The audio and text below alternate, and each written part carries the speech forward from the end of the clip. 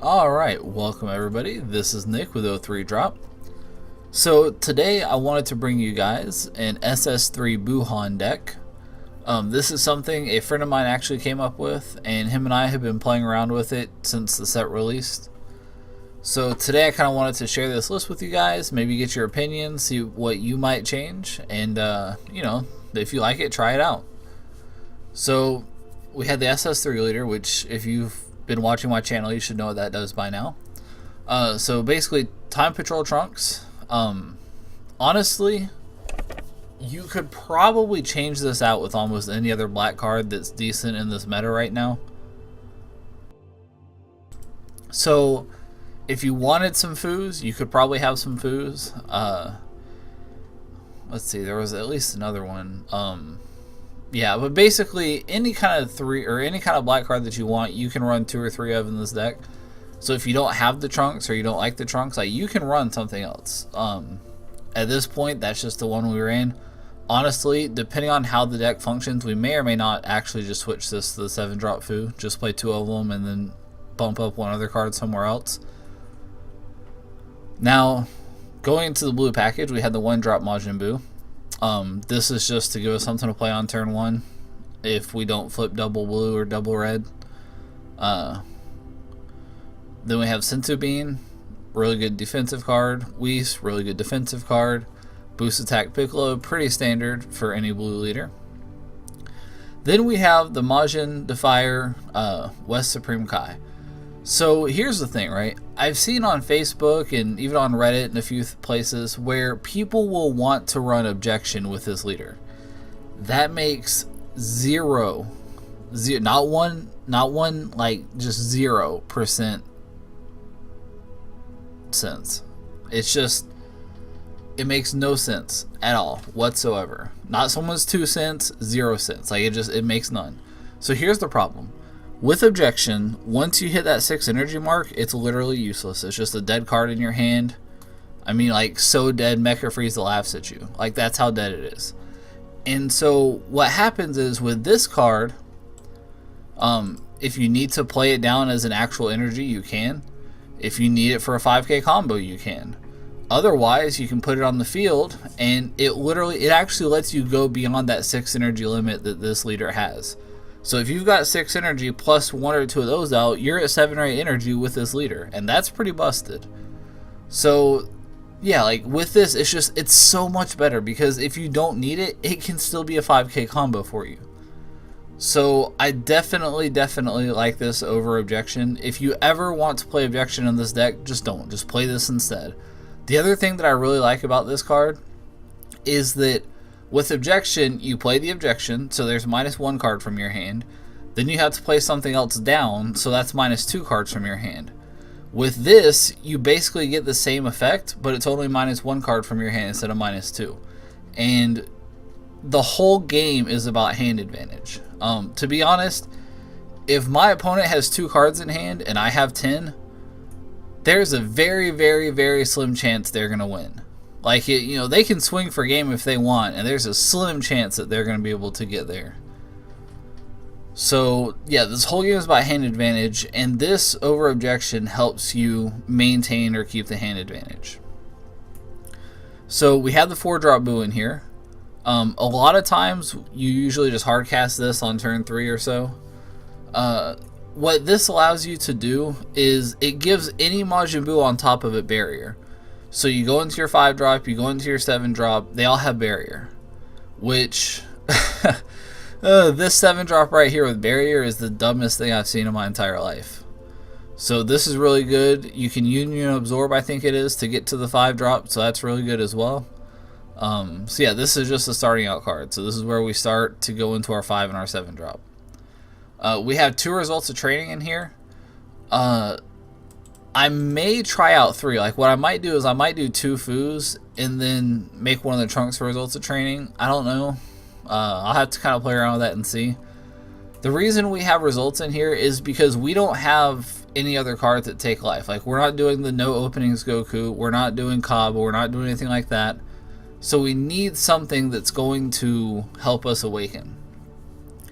And with results, the only downside to this is that we don't get to use Piccolo whenever we use results most of the time because we're going to be above the 4 life mark. However, with results, I mean, our opponent still has to do that damage to us. So like, you know, if you use no openings or Cobra or something, you are pinging yourself. So at least with results, you know, our opponent still has to do the full 6 damage to us in order to beat us. And so, you know, we can still awaken and force them to do the 6 damage. Now, we only run 2 of these Majin Buus in here at the 7 drop. A lot of times what'll happen is you'll go into this 7 drop and you'll get them down to 3 life, and this 7 drop will be tapped, and they'll think, oh, okay, well now I'm safe for the turn.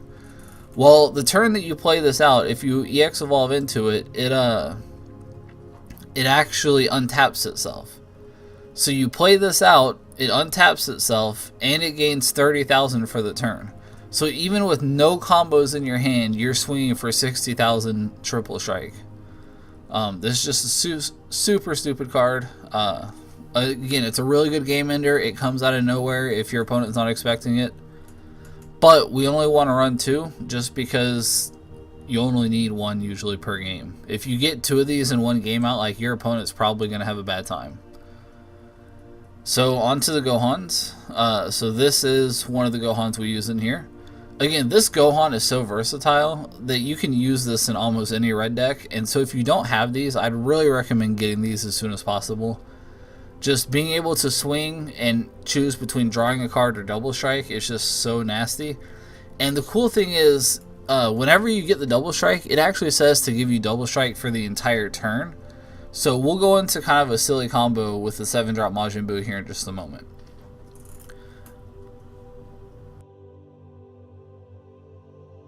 So now on to this Goku. If you've seen some of my other videos, you know I also love this Goku.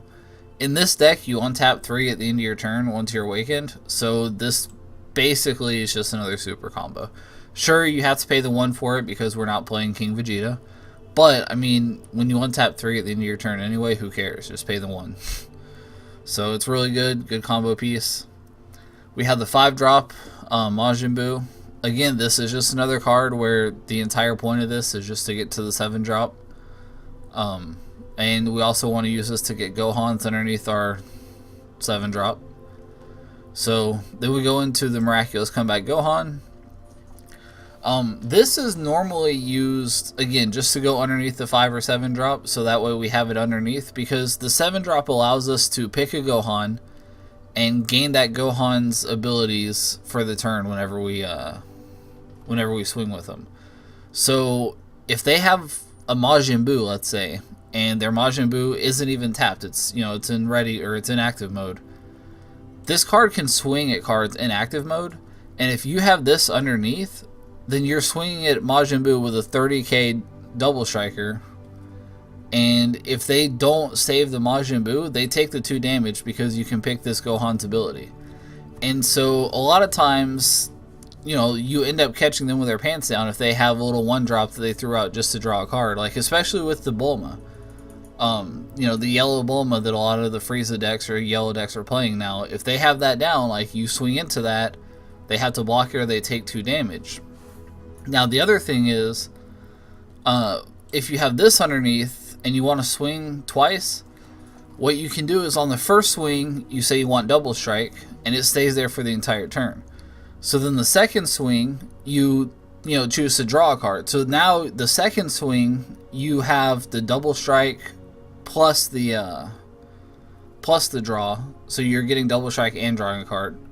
Because with this guy, he has double strike, he has dual attack. He gains double strike from the Gohan, So he has dual attack, and he has the ability to attack cards in active mode, and you get to take an ability from a Gohan underneath. So yeah, it's pretty stupid. I really enjoy it.